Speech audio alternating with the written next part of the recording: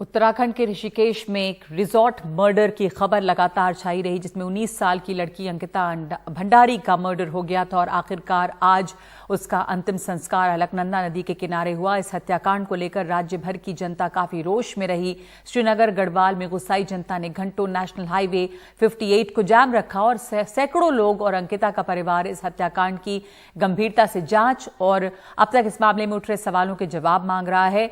परिवार ने विस्तृत पोस्टमार्टम की रिपोर्ट भी मांगी है, लेकिन डीएम ने कहा कि रिपोर्ट सीधे कोर्ट को सौंपी जाएगी और आखिरकार मामला जो है वो कुछ सुलझा इस तरह से कि शाम को परिवार के समझाने पर लोग अंतिम संस्कार के लिए तैयार हुए और अलकनंदा नदी के किनारे अंतिम संस्कार किया गया अंकिता भंडारी का। हमारे साथ हमारे दो सहयोगी मौजूद हैं जो ग्राउंड पे हैं इस वक्त और स्थिति पे लगातार नजर बनाए हुए हैं। श्रीनगर में हमारे सहयोगी मुकेश सिंह सेंगर हैं, ऋषिकेश से शरद शर्मा हैं। मुकेश, वहां पे अलकनंदा के किनारे उनका अंतिम संस्कार किया गया है। परिवार की कई मांगे थी जिसको कि मानने के लिए तैयार हो गई है पुष्कर धामी सरकार। इस वक्त इसमें डेवलपमेंट्स और क्या हैं और वहां पर अब क्या शांति है? लोग अपने अपने घरों के लिए गए, लंबा जाम वहां लगा रहा घंटों पहले। देखिए नगमा, बिल्कुल अब शांति है यहाँ पर, क्योंकि जो मृतका है उसका अंतिम संस्कार हो गया है और हज़ारों की संख्या में लोग वहाँ पर पहुँचे और नम आँखों से अंकिता को अंतिम विदाई दी। जहाँ पर मैं खड़ा हूँ ये वही जगह है जहाँ आज पूरे दिन हज़ारों की संख्या में लोग इकट्ठा थे। ये सामने मोर्चरी है जहाँ से लोग अंकिता का शव नहीं निकलने दे रहे थे और मोर्चरी के ठीक सामने ये श्रीनगर केदारनाथ हाईवे है जिसको आज सुबह से लोगों ने बंद किया था। मेरे साथ दो लोग हैं जो कि इस पूरे प्रोटेस्ट में शामिल थे और यहाँ के सोशल वर्कर भी हैं। बात करते हैं। सर, क्या नाम है आपका? मैं श्यामदत्त जोशी, श्रीनगर गढ़वाल से जी। और बड़ी दुखद घटना हमारे श्रीनगर क्षेत्र के लिए है और इसमें सबसे बड़ा जो हमारे सोचनीय है कि जो पटवारी की जब व्यवस्था है, क्योंकि कानून जब पुलिस के पास ये जब केस आया है 2 या 3 या 4 दिन बाद, उसके बाद ही ये रिजॉल्व हो पाया, तो इस जितनी भी देरी हुई है उस देरी के लिए वाकई में बहुत दुखद है और श्रीनगर के लिए एक बहुत दुखद घटना थी। और पिछले 5, 6, 7 दिनों से देखिए, जो कि पहाड़ में, अगर आज पहाड़ की बात करें, पहाड़ में रोजगार का साधन यहाँ पे पर्यटन है। लड़की पर्यटन व्यवसाय में रिसेप्शनिस्ट टॉप में गई थी।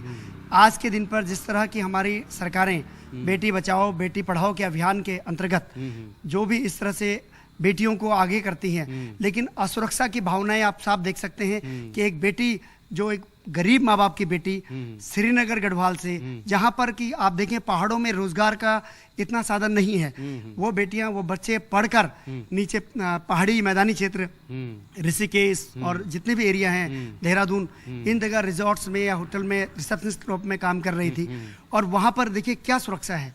आज 7 दिन बाद उसकी डेड बॉडी मिली और हालांकि प्रशासन आज पूरा, मैं क्षेत्र की सभी जितने भी हमारे क्षेत्र की जनता है उन्होंने बहुत सहयोग किया और प्रशासन ने भी काफी कुछ किया। जी नगमा, मेरे साथ एक और गेस्ट हैं जो कि यहाँ सोशल वर्कर हैं, उनसे भी बात कर लेते हैं। आप बताइए कि जो अपराध का तरीका है यहाँ पर, पहले आमतौर पे कभी इस तरह के मामले सुनने में नहीं आते थे, खासतौर से इस इलाके में, तो क्या कुछ बदलाव हुआ है? आप क्या देख रहे हैं? देखिए सर, अगर आप उत्तराखंड को जाने तो उत्तराखंड है देवभूमि, पर कुछ समय से मैं कहूँ तो ये दाना भूमि होती जा रही है और लगातार इस प्रकार के कृत्य होते जा रहे हैं। क्योंकि आप देखेंगे जस्ट 4 साल पहले जाइए, उत्तरकाशी में एक कृत्य हुआ था, इसी तरीके का था। 14 साल की बेटी को घर से अगवा कर लिया गया था और उस समय भी मीडिया के माध्यम से उस केस को सुलझाया गया था। बड़े बड़े अधिकारी, बड़े बड़े प्रशासन लगे रहे और आज ये जो कृत्य हुआ है हमारी बहन, हमारी बेटी अंकिता के साथ, ये वास्तव में बहुत ही दुर्भाग्यपूर्ण है हमारे उत्तराखंड के लिए। और सर्वप्रथम एक चीज को जो हमने शुरू से, मैं इस चीज से जुड़ा हुआ और मैंने देखा है, जो ये हमारी राजस्व व्यवस्था है ये पूरी तरीके से चरमरा रखी है। मैंने इसको टैली करा तो पता लगा ये शेरशाह सूरी के टाइम से चल रही है, फिर इसको अकबर ने अपनाया, फिर उसके बाद अंग्रेजों ने अपनाया, फिर उसके बाद आज भी हम 20वीं सदी में इस राजस्व व्यवस्था के साथ चल रहे हैं जो टेक्निकली वे में कहीं नहीं है धरातल पे। एक पटवारी, आप उससे जो जाति प्रमाण पत्र बनाता है या अन्य जैसे बोलते हैं हम भूमि का जो नक्शा बनाता है या भूमि को नापता है, वो म्यूटेशन का कार्य करता है। उससे आप किस प्रकार से ये चाहते हैं कि वो इस तरीके के मर्डर केस या इस तरह के लोग बालिकाओं को ढूंढने तो बिल्कुल यहाँ पर पटवारी जो कि पटवारी पुलिसिंग होती है उससे लोग नाराज हैं कि अब उसका सिस्टम खत्म किया जाए और यहाँ पर जो डायरेक्ट पुलिसिंग है लोग सीधा पुलिस के पास शिकायत करें और सीधी कार्रवाई हो। जी नगमा। जी मुकेश, सवाल लोग उठा रहे हैं वाकई कि यहाँ पे सुरक्षा, लड़कियों की सुरक्षा को लेकर, ये पर्यटन से जुड़ा पूरा क्षेत्र है, कैसे लड़कियां काम करेंगी अगर ऐसा असुरक्षा की भावना जो है वहां पे बनी रहेगी। तो शरद, आप वहां पे मौजूद हैं ऋषिकेश में और रिजॉर्ट में भी आप वहां पर गए, वहां पे बहुत सारे सवाल हैं। एक रिजॉर्ट पे बुलडोजर चलने की जो बात हुई उसको लेकर सवाल है, कहा जा रहा है कि सरकार ने नहीं चलवाए बुलडोजर, पे किसने चलवा दिया, कई सवाल बने हुए हैं। हालांकि अंकिता का अंतिम संस्कार किसी तरह से आज हुआ है। परिवार ये सवाल लगातार उठा रहा है कि बुलडोजर रिजॉर्ट के ऊपर क्यों चलाया गया, क्योंकि परिवार को ये डर है कि कहीं ये जो बुलडोजर चलवाया गया है रिजॉर्ट के ऊपर, जैसे ही ये मामला गर्म हुआ, कहीं इसमें सबूत तो नहीं मिटाए गए हैं। अब इस मामले में नया मोड़ आ गया है। जो प्रशासन है वो ये दावा कर रहा है कि हमने नहीं चलवाया। जो डीएम है वो ये कह रहे हैं कि ये बुलडोजर प्रशासन की तरफ से नहीं चला है। आज हमारी एसडीएम से बात हुई, जो ये इलाके के इंचार्ज हैं एसडीएम यमकेश्वर, वो ये कह रहे हैं हम इस मामले की जांच कर रहे हैं क्योंकि हमने नहीं चलवाया है। जबकि उत्तराखंड के मुख्यमंत्री पुष्कर सिंह धामी 24 सितंबर को सुबह 9:30 बजे इसका क्रेडिट ले चुके हैं। एक तौर पे ये कह चुके हैं कि ये काम हमने करवाया है। उन्होंने ट्वीट करके ये बताया कि आरोपियों के गैर कानूनी रूप से बने रिजॉर्ट पर बुलडोजर द्वारा कार्रवाई भी कल देर रात की गई है।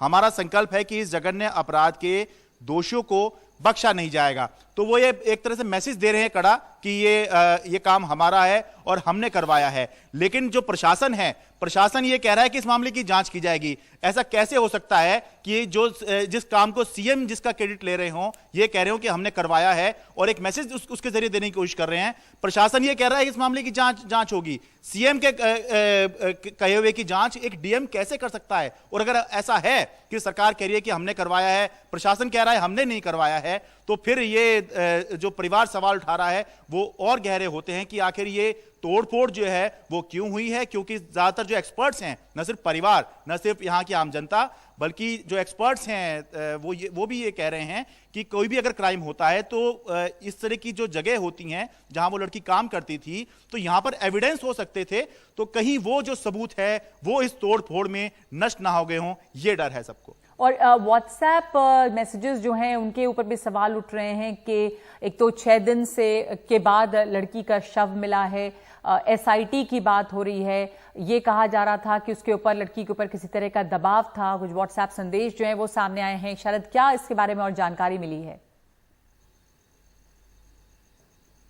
देखिए, व्हाट्सएप जो मैसेज हैं उससे ऐसा संकेत मिल रहा है कि कहीं ना कहीं लड़की पर अनैतिक कामों का दबाव था और उसकी वजह से हो सकता है उसकी हत्या हुई हो। जहां तक बात है एसआईटी की, तो एसआईटी बनाई तो गई है, लेकिन आज चर्चा थी कि एसआईटी की टीम जो है वो अपनी जांच रिजॉर्ट पे आके शुरू करेगी। लेकिन हम पूरे दिन यहां पर थे, एसआईटी की टीम जो है वो यहां पर नजर नहीं आई है। लेकिन हाँ, बहुत सारी चीजें हैं। पुलिस के ऊपर यह सवाल उठ रहा है कि पुलिस ने शुरुआत में इस मामले में देरी की, जिसकी वजह से यह मामला जो है इतना लंबा खिंच गया। और जहां तक बात है, ऑडियो भी एक वायरल हो रहा है जिसमें यह भी कहा, ये जो मुख्य आरोपी है पुलकित आर्या और जो पीड़ित लड़की है, जो मृतक है, उसका दोस्त है, उनमें बातचीत हो रही है। और पुलकित आर्या एक तरह से पल्ला झाड़ते हुए या एक शातिर तरीके से दूसरे पर ही, यानी कि जो लड़की का दोस्त है उस पर ही ये बात डालने की कोशिश करता दिखाई दे रहा है कि पुलकित आर्या को नहीं पता कि लड़की कहां पर है। हो सकता है जो लड़की का दोस्त दूसरा है उसको पता हो। हाँ। तो ये बहुत सारी चीजें अभी चल रही हैं और आने वाले दिनों में संभव है कि ये और भी चलें। और ये भी संभव है कि जो तीनों आरोपी जो अभी न्यायिक हिरासत में हैं, यानी कि जेल में हैं, उनसे पुलिस जो है दोबारा पूछताछ के लिए जो है पुलिस रिमांड के लिए अदालत के पास जाए। लेकिन जो बुनियादी सवाल हैं वो यही हैं कि एक तो देरी हुई और दूसरा कि ये जो तोड़फोड़ हुई है रिजॉर्ट में, जो कि एक क्राइम सीन का भी एविडेंस हो सकता है, या फिर हो सकता है कुछ आपस में कहासुनी हुई हो, कुछ सीसीटीवी फुटेज भी हो सकता है।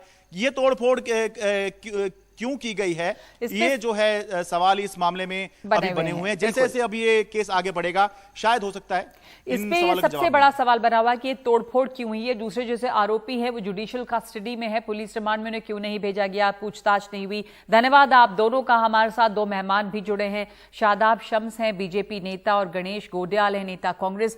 गणेश जी, जो सवाल के बारे में हमारे रिपोर्टर्स, हमारे सहयोगी इस वक्त सवाल उठा रहे थे, आपका क्या सोच है? रिजॉर्ट में तोड़फोड़ किसने की? इसमें दो तरह की बातें आ रही हैं, दोनों में विरोधाभास है। ऑर्डर किसने दिया, तोड़फोड़ क्यों हुई, मकसद क्या था इसका, और 6 दिन से लापता थी लड़की का शव नहीं मिला था। कैसे सवाल बने हुए हैं?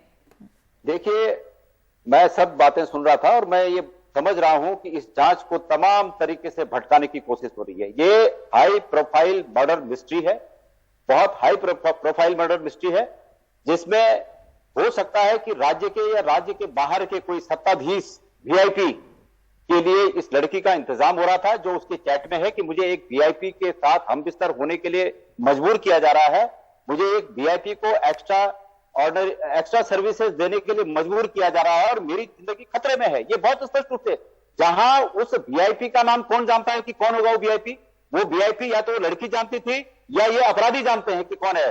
जिन अपराधियों से पूछताछ होनी थी उनको जुडिशियल कस्टडी में दे दिया गया है, उनकी रिमांड क्यों नहीं मांगी गई? ये 100% पहले दिन से इस जांच को दबाने का षड्यंत्र चल रहा है। देखिए, मैं आपको सीक्वेंस बता दूं जी। जब ये लड़की गायब हुई, जिसका फोन बंद हुआ और उसका जो दोस्त जम्मू से आया और उसने जब उनके घर वालों को बुलाया कि भाई वो लड़की से मैं होटल में गया था, नहीं मिलने दे रहे हैं, तो ये हमें इसकी शिनाख्त, हमें इसकी करनी चाहिए, तहकीकात करनी चाहिए। तो तब ये पता चला कि उसी टाइम पे जो वहां का पटवारी था वो छुट्टी चला जाता है। वो पटवारी पहले से विज्ञ था कि भाई ऐसा हो चुका है, वो छुट्टी चला जाता है। दूसरा पटवारी आता है, वो मामले को नजरअंदाज करता है।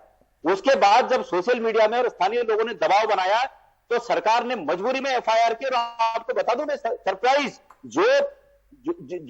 जिस पक्ष का नुकसान हुआ है अभियुक्त को तो पहले सुन रहे हैं और जिस पक्ष का नुकसान हुआ है जो कंप्लेनर है उसको अंदर ही नहीं ले रहे हैं। जी हाँ, शादाब शम्स, ये सवाल गणेश जी आपके पास फिर आऊंगी। शादाब शम्स, ये सवाल बना हुआ है कि देखिए क्या हुआ, मैं कल जब वहां गया तो मैंने इस बात को उठाया कि भाई ये सबूतों के साथ छेड़छाड़ हो रही है, तब ये नहीं तो ये तो क्रेडिट लेने में जुटे हुए थे कि हमने वो तोड़ दिया। और तोड़ा क्या, जहां वो लड़की रहती थी वो कमरा तोड़ा है। जी, शादाब शम्स, ये सवाल उठा रहे थे भी गणेश जी और हमारे रिपोर्टर्स भी ये सवाल उठा रहे हैं लगातार, तोड़फोड़ रिजॉर्ट को लेकर। दूसरे की जुडिशियल कस्टडी में भेजा गया है, पूछताछ जहां होनी थी उनको पुलिस रिमांड में नहीं लिया गया, और जो सहयोग है वो हम देख रहे हैं कि जो पीड़ित है उनको तो कोई सहयोग ही नहीं मिल रहा अब तक। देखिए नगमा, मुझे लगता है कि मैं बहुत जिम्मेदार चैनल एनडीटीवी है और गणेश गोडियाल जी बैठे, पूर्व प्रदेश के अध्यक्ष हैं कांग्रेस के। या तो मैं कहूंगा, ये तो नहीं कहूंगा कि ये झूठ बोल रहे हैं, लेकिन मैं इतना जरूर कहूंगा कि हो सकता है कि इनकी जानकारी का अभाव। सुन लीजिए, आप बोले, मैंने आपको मामले को खत्म करने में लगी हुई है। मत कीजिए ना, आपने बोला नहीं, आपने ये झूठ से क्यों शुरू किया, इसमें गलत क्या है शादाब शम्स? मैं क्लियर कर रहा हूँ ना, तभी नगमा जी मुझे टाइम देंगी आपको। जांच करनी थी। मैं आप बीच में इंटरप्ट ना करें। गणेश जी 1 मिनट बोल लेने दीजिए, इनको क्या कहना चाह रहे हैं। शादाब, अब 2 सवाल है, एक तो जुडिशियल रिमांड और पुलिस रिमांड की बात हो रही है, जुडिशियल कस्टडी की, और दूसरी बात हो रही है रिजॉर्ट में तोड़फोड़ की। आप अगर संक्षेप में बताएं कि आपको क्या ऑब्जेक्शन है। बिल्कुल नगमा, मैंने पहली बात ये कही कि एक तो सबसे इंपॉर्टेंट लाइन मैंने कहा कि शायद उनको या तो जानकारी नहीं है, इसलिए मैंने बात कही क्योंकि वो जुडिशियल कस्टडी में नहीं है, वो रिमांड पे है आज। ओके, एक प्रोसेस होता है, आज रिमांड पे है। मैंने कहा इसलिए कहा कि शायद जानकारी नहीं है, अभाव है। ठीक है। दूसरा, इन्होंने कहा कि वो बुलडोजर चलाएगा, बिल्कुल चलाया बुलडोजर, हमने चलाया। और क्योंकि अवैध अतिक्रमण हो रखा था, बाहरी क्षेत्र पे अतिक्रमण था, उस अतिक्रमण को किया गया, उसे तोड़ा गया। तो ये क्राइम सीन है, उसमें बुलडोजर कैसे चल जाता है? मैं वही आ रहा हूँ। और यहाँ पे भी 2 व्यूज आ रहे हैं, कोई कहता चलाया, कोई कहता नहीं चलाया। नगमा, मैं क्लियर कर रहा हूँ, इसीलिए क्लियर करने के लिए आपके समक्ष बैठा हूं। मैंने कहा कि वहां पे बुलडोजर चलाया गया, लेकिन जो विवादित स्थल था, जहां ये कुकृत्य किए गए, जहां उस पूरे एरिया को सील किया गया, ये बाहरी क्षेत्र है जहां तोड़फोड़ हुई, अंदर पूरी वीडियोग्राफी मौजूद है, अंदर का पूरा एक साक्ष्य मौजूद है, एसआईटी अंदर जाके जांच कर चुकी है, सारे साक्ष्य मौजूद है, पुलिस का बयान आ गया, एएसपी पौड़ी का बयान वायरल हो रहा है चारों तरफ, लेकिन कांग्रेस के नेताओं को दिखाई नहीं दे रहा है, वो देखना नहीं चाहते। वो कह रहे हैं कि हमने पूरी ईमानदारी के साथ हमारे पास पूरे साक्ष्य है इस व्यक्ति को, इस राक्षस को। ठीक है, बहुत सारे अच्छा एक बात बता दीजिए, वो वीआईपी कौन है? अभी तक कैसे पता नहीं चला वीआईपी कौन है?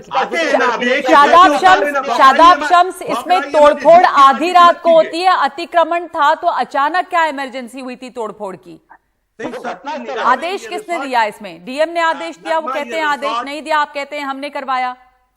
नगमा, ये रिसोर्ट अभी संज्ञान में आया। जिस तरह से जब ये प्रकरण आया तो सबके सामने आया कि इस तरह की हरकत अगर मेरी बेटी के साथ हुई। आज उत्तराखंड रो रहा है, उत्तराखंड बेटी के साथ, उत्तराखंड की बेटी के साथ। आप कह रहे हैं उत्तराखंड रो रहा है, मैं आपसे पूछ रही हूँ, डीएम कहते हैं हमने ऑर्डर नहीं दिया, आप कह रहे हैं ऑर्डर दिया, रात में तोड़फोड़ क्यों हुई? ये तो सवाल उठेंगे ना। मैं कह रहा डीएम, बात सुनिए ना, मैंने कहा अतिक्रमण के लिए राजस्व विभाग जिम्मेदार होता है। राजस्व विभाग को अगर लगा अतिक्रमण हुआ है तो अतिक्रमण को तोड़ दिया उन्होंने। और मैं तो ये कहता हूँ, नगमा मेरी बात को पूरा होने दीजिए, मैं तो ये कह रहा हूँ अगर कानून इजाजत देता तो बुलडोजर उन कातिलों के ऊपर चलना चाहिए था जिन्होंने मेरी बहन, मेरी बेटी की इज्जत आबरू को रौंदा, जिन्होंने मेरी बहन के ऊपर ये कारनामा। मैं एक ब्रेक ले रही हूँ इस वक्त में, मैं एक ब्रेक ले रही हूँ इस वक्त में। बात उत्तराखंड के मामले में बहुत सारे सवाल हैं, किस वीआईपी को छुपाने की कोशिश हो रही है, हाई प्रोफाइल मर्डर केस से तमाम सवाल उठ रहे हैं।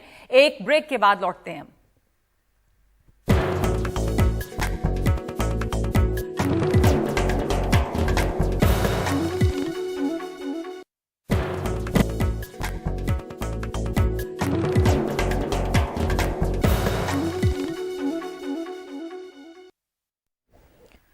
उत्तराखंड के अंकिता भंडारी मर्डर केस में आज अंकिता भंडारी का अलकनंदा नदी के किनारे अंतिम संस्कार शाम को किया गया। पिता के कहने पर लोग माने और जिन्होंने हाईवे जाम किया था वहां से हटे और उसके बाद अंतिम संस्कार हुआ है। लेकिन अभी बहुत सारे सवाल बने हुए हैं उस रिजॉर्ट को लेकर जहां अंकिता काम करती थी, उसमें तोड़फोड़ क्यों हुई, ये तमाम बातें हमारे साथ सवालों के रूप में बनी हुई हैं।